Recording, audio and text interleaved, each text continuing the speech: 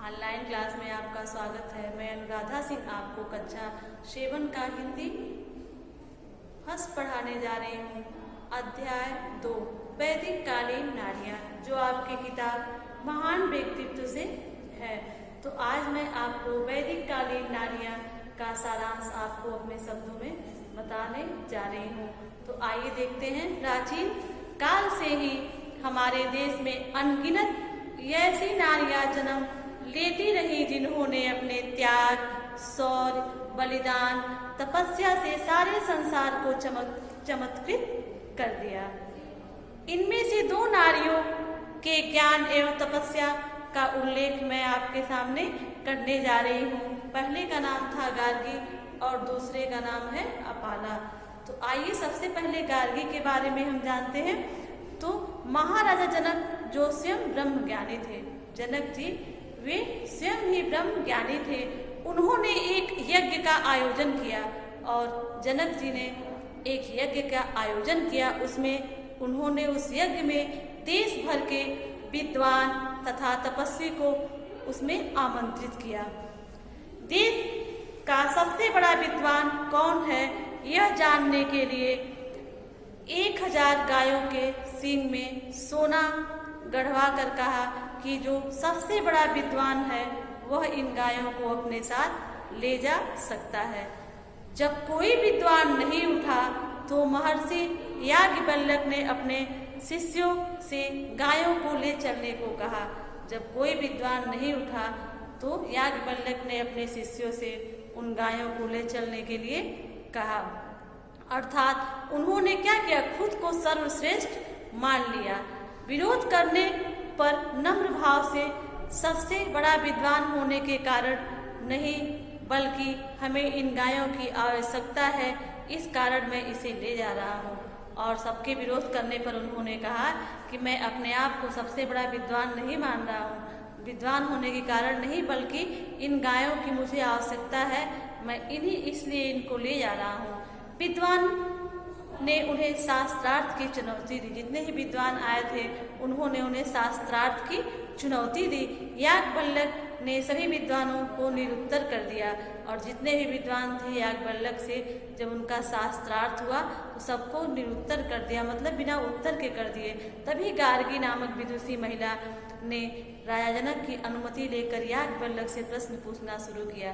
तभी वहाँ पे गार्गी नामक जो विदुषी महिला थी वो राजा जनक से अनुमति ली और उन्होंने प्रश्न पूछना शुरू किया। उच्च कोटि के सभी प्रश्नों को सुन करके सभी आश्चर्यचकित हुए और इतना वे उच्च कोटि का प्रश्न पूछ रही थी कि इसको सुन करके सभी आश्चर्यचकित हुए तथा उसकी प्रशंसा की। सभी ने उसकी प्रशंसा की।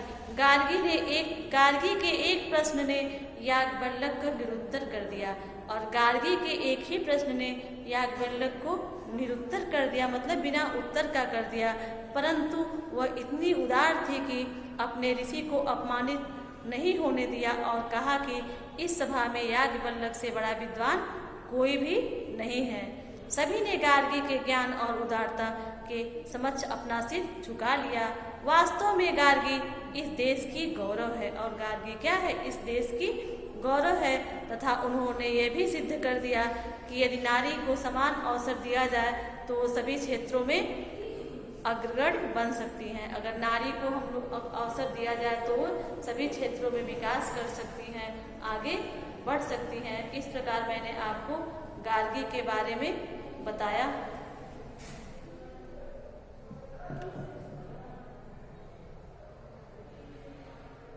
अब मैं आपको अपाला के बारे में बताऊंगी कि जहाँ गार्गी ज्ञान की प्रतिमूर्ति थी वहीं पर महर्षि अत्रि की पुत्री अपाला प्रेम, निष्ठा एवं त्याग की प्रतिमूर्ति थी। अपाला बहुत ही सुंदर और बुद्धिमान थी। जब उन्हें पता चला कि उनके जांघ पर सफेद दाग है तो वो चिंतित हो गई। दाग बढ़ने पर उन्होंने समझ लिया कि श्वेत दाग कुष्ठ है और जब दाग बढ़ने लगा तो उन्होंने समझ लिया कि सफेद दाग क्या है, कुष्ठ है। संकोचवश चाह कर भी वो अपने पिता से ये बात नहीं बताई और उसे छुपाती रही। विवाह योग्य होने पर जब अत्रि ऋषि बहुत चिंतित थे, जब विवाह योग्य हो गई तो उनके पिता अत्रि बहुत ही चिंतित थे। तभी कृशासु नामक ऋषि आश्रम में अतिथि के रूप में पधारे और अपाला की सेवा प्रेम व्यवहार को देख करके उनसे विवाह की इच्छा प्रकट की। महर्षि अत्रि ने उनके प्रस्ताव को स्वीकार कर लिया। जब महर्षि अत्रि ने उनके प्रस्ताव को स्वीकार कर लिया तो उसके बाद से विवाह करके पति के साथ चली गई, मतलब उनका विवाह करके पति के साथ विदा कर दिए। कौन? अत्रि ऋषि। उसके बाद से उसने पिता को सारी बातें उसके बाद से चली गई। समय बीतने पर श्वेत दाग बढ़ने लगे। जब धीरे धीरे समय बीतने लगा तो उनके श्वेत दाग जो थे वे बढ़ने लगे और अपाला के पति की दृष्टि उस पर पड़ी। वे उन्हें उपेक्षित और तिरस्कृत करने लगे। जब अपाला के पति की दृष्टि उनके सफेद दाग पर पड़े तो वे उन्हें उपेक्षित और तिरस्कृत करने लगे। ठीक, अपाला पति के घर से पिता के घर चली गई। जब उन्हें उपेक्षित करने लगे तो वो पिता के घर पे चली गई और उन्होंने पिता से सारी बातें बताई। अत्रि बहुत चिंतित हो गए और इस बात को सुनकर के अत्रि ऋषि बहुत ही चिंतित हो गए और उन्होंने सांत्वना देते हुए कहा कि इंद्र की उपासना करो। उन्होंने इंद्र की उपासना करने का आदेश दिया। अत्रि चिंतित हुए और उन्होंने अपनी पुत्री को इंद्र भगवान का उपासना करने के लिए का आदेश दिया। अपाला निष्ठापूर्वक तपस्या में लीन हो गई और वो निष्ठापूर्वक क्या की तपस्या में लीन हो गई। सत्तु तथा सोम रस के नैवेद्य से इंद्र की उपासना करने लगी और सत्तु और सोम रस के नैवेद्य से वे इंद्र की उपासना करने लगी। काफी समय बीतने पर सत्तु चढ़ाने के बाद सोम रस चढ़ाने के समय रस निकालने के लिए पत्थर नहीं मिला तो उसने अपने दांतों से पीसकर सोम रस पीने की प्रार्थना इंद्रदेव से की और दांतों से अपने पीस करके रस निकाल करके इंद्रदेव से सोम रस पीने की प्रार्थना इंद्रदेव से उन्होंने की। इंद्र ने उनकी सेवा से प्रसन्न होकर के नैवेद्य स्वीकार कर ली और उसे रोग मुक्त होने का आशीर्वाद दिया और वे नैवेद्य उन्होंने इंद्र भगवान ने स्वीकार किया और उन्हें रोग मुक्त होने का आशीर्वाद दिया। अपाला रोग मुक्त हो गई परंतु उनका पूरा शरीर सौंदर्य से परिपूर्ण हो गया और वो रोग से मुक्त हो गई और उनका क्या हुआ, पूरा शरीर सुंदरता से परिपूर्ण हो गया। इस प्रकार तपस्या और लगन के बल पर हमें कुछ भी प्राप्त कर सकते हैं। अगर हम तपस्या करें और किसी काम को लगन से करें तो हम कुछ भी प्राप्त कर सकते हैं।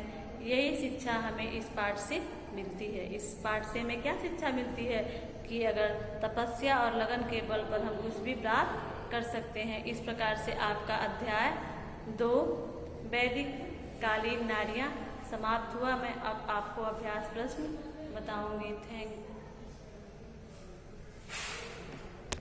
आइए हम वैदिक कालीन नारियां का अभ्यास प्रश्न देखते हैं। तो पहला प्रश्न है, राजा जनक ने क्या घोषणा की? तो उसका आंसर होगा, राजा जनक ने घोषणा की कि जो सबसे बड़ा विद्वान हो वह सोना मणि सिंहों वाली 1000 गायें ले जाए। दूसरा क्वेश्चन है, गार्गी याज्ञवल्क्य के द्वारा प्रश्न का उत्तर न दिए जाने पर चुप क्यों हो गई? इसका आंसर होगा, गार्गी अत्यंत बुद्धिमती थी। वह नहीं चाहती थी कि याज्ञवल्क्य जैसे परम विद्वान का अपमान हो। वह चुप हो गई और भरी सभा में बोली, इस सभा में याज्ञवल्क्य से बढ़कर कोई विद्वान नहीं है। तीसरा है, अपाला किस बात से चिंतित हो उठी? अपाला अपनी जंघा पर सफेद दाग चकते देखकर चिंतित हो उठी। अगला क्वेश्चन है, अपाला रोग मुक्त किस प्रकार हुई?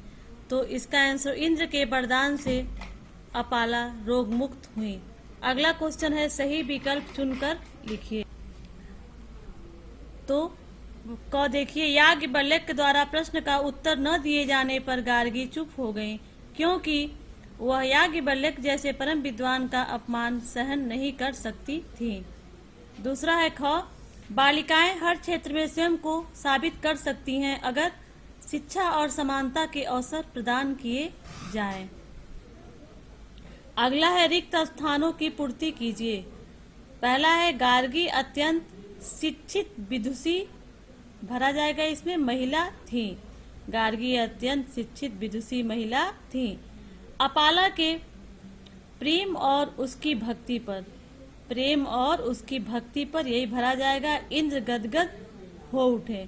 इस प्रकार से वैदिक कालीन नारियां का अभ्यास प्रश्न समाप्त हुआ और आप लोग इसे कॉपी में लिख लीजिएगा और तीसरे और चौथे का मैं वीडियो में ही आपको प्रश्न का उत्तर लिखी हूँ, उससे आप पूरा करिएगा 4 चैप्टर तक।